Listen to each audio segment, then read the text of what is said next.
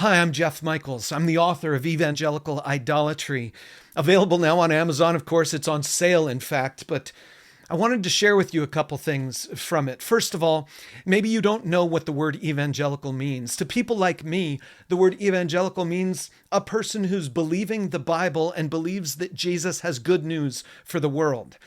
However, we have allowed the concept of evangelical doctrine to morph into things that are truly idolatrous.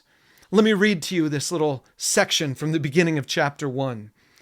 It says, evangelicalism has idols. We shouldn't be surprised by that. Every religious tradition has its idols. However, for most of my ministry, I've been blind to my own. Without the challenges of the past few years, I might never have seen them for what they are. Idols are sneaky. They accumulate over time, gradually and always from the good intentions of well-meaning people.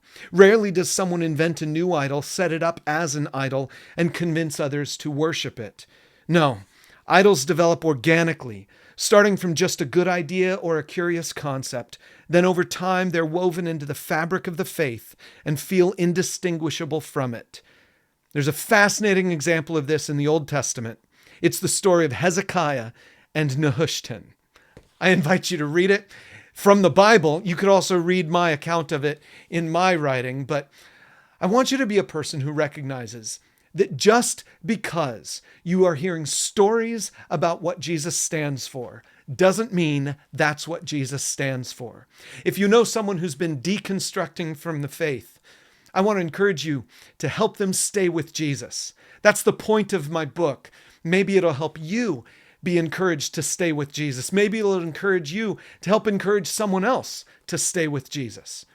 And ultimately, I hope that we can put Jesus first, the real Jesus of the Bible.